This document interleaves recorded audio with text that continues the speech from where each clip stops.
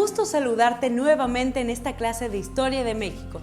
Este día continuaremos explorando el pasado del país durante el periodo de gobierno del general Porfirio Díaz, es decir, entre 1876 y 1911. La clase de hoy tiene el propósito de que reconozcas los cambios y permanencias en la sociedad porfiriana, para reflexionar sobre las desigualdades sociales que persistieron en el país y en algunos casos se agravaron. Comencemos por retomar lo que sabes sobre los grupos sociales en México y las desigualdades sociales y económicas entre ellos. Piensa en los periodos de la historia sobre los que has aprendido en este y otros cursos de historia, por ejemplo, el México antiguo, el virreinato y el México independiente. Anota en el cuaderno todo lo que recuerdes sobre la sociedad en cada uno de estos periodos, los grupos sociales que la conformaban y de qué manera se expresaban las desigualdades. Seguramente notaste que a lo largo de la historia del país siempre han existido diferencias sociales y económicas, aunque se expresaron de distintas maneras en cada periodo. A partir de tus anotaciones, responde las siguientes preguntas. Recuerda que al final de la clase volverás a ellas.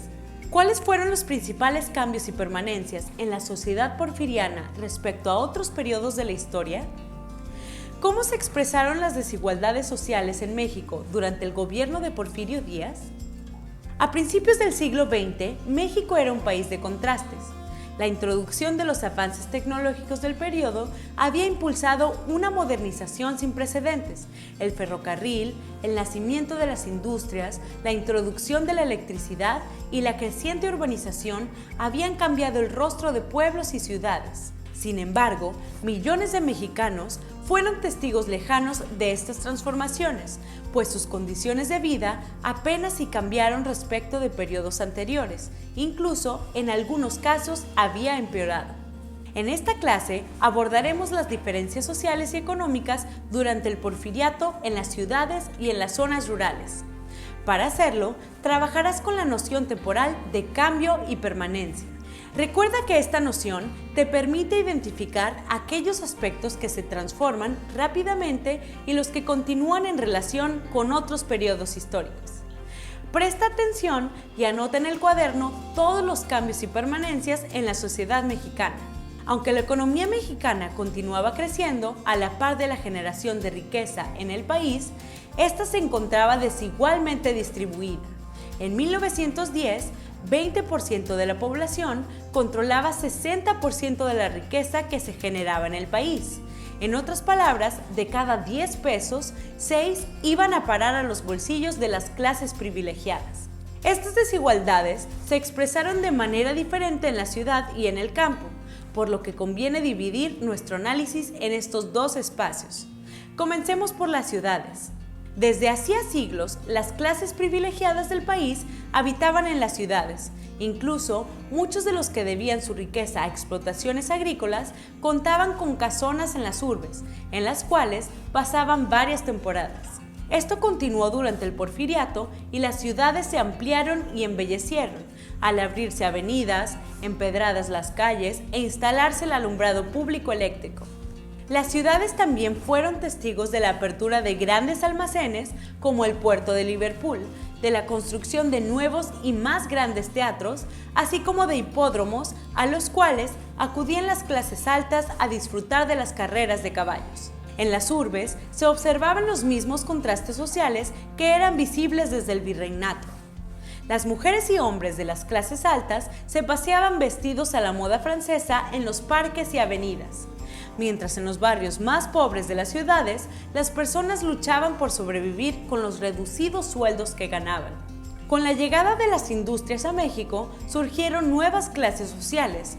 Por un lado, los empresarios dueños de las fábricas, muchas veces extranjeros; por el otro, los obreros encargados de hacer funcionar las máquinas. Así, al lado de los grandes y modernos edificios industriales, surgieron algunos barrios obreros. Las condiciones de trabajo de los obreros eran precarias y el salario que recibían apenas alcanzaba para sobrevivir. De ahí que creciera el descontento y surgieran algunos movimientos obreros. La respuesta de las autoridades casi no fue favorable a los trabajadores y hubo casos que terminaron en la represión de los descontentos con el uso de la fuerza pública. Ejemplo de ello fueron las huelgas de la minera cananea Consolidated Copper Company en Sonora y de la fábrica de hilados y tejidos de Río Blanco, Veracruz. Veamos ahora cómo eran las condiciones de vida de la población en las zonas rurales del país.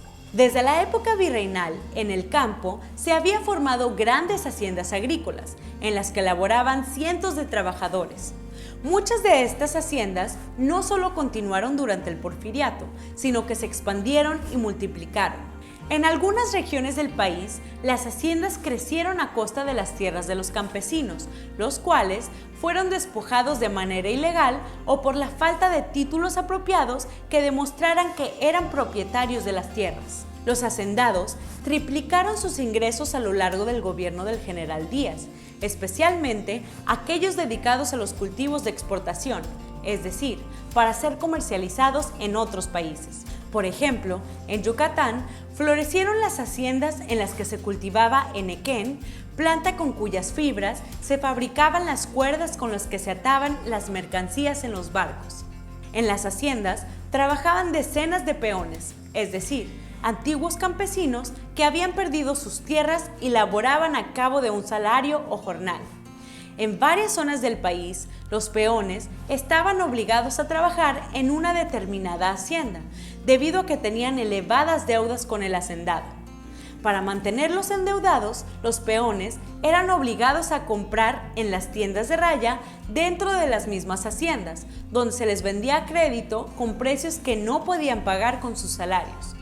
Otro actor importante del mundo rural mexicano fueron los campesinos, es decir, aquellos que habían logrado conservar sus tierras. Muchas comunidades indígenas que existían desde el virreinato sobrevivieron a las transformaciones del siglo XIX, pero sus condiciones de vida continuaron siendo precarias.